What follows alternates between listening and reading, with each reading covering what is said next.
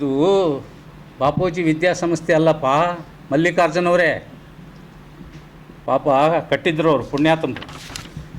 Maganur ಬಸಪ್ಪನವರು, Rajanahalli ಮಧುರಾಯಪ್ಪನವರು, S ಕೊಟ್ರ ಬಸಪ್ಪನವರು, ಈಶ್ವರಪ್ಪನವ್ರು, ಕೊಂಡಜ್ಜಿ ಈಶ್ವರಪ್ಪನವರು. ಇಲ್ಲಿ ಅವ್ರ ಮಗ ಇಲ್ಲೇ ಕುಂತ. ಯಾರದಾರ ಈಗ ಅದ್ರಾಗೆ?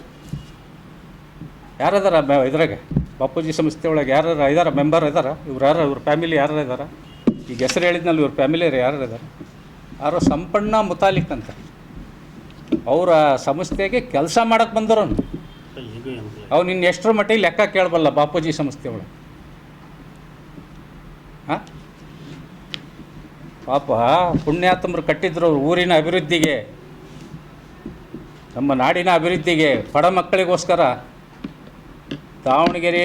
ದಾವಣಗೆರೆಯಲ್ಲಿ ಇರ್ತಕ್ಕಂಥ, ದಾವಣಗೆರೆ ಜಿಲ್ಲೆಗೆ ಇರ್ತಕ್ಕಂಥವ್ರಿಗೆ ಬರೀ 5,000 ರೂಪಾಯಿಗೆ ಒಂದು ಮೆಡಿಕಲ್ ಸೀಟ್ ಕೊಟ್ಟಾರ ಅವಾಗ. ಹೊರಗಡೆ ರಾಜ್ಯದವರಿಗೆ 10,000 ರೂಪಾಯಿ, ವಿದೇಶದಿಂದ ಬಂದವರಿಗೆ 15,000 ರೂಪಾಯಿ. ಇವತ್ತು ನನ್ನ ಹತ್ರ ಪುಸ್ತಕ ಇದೆ, ಎಷ್ಟು ಫೀಸ್ ಇಟ್ಟಿದ್ವಿ ಅಂತಂದೇಳಿ.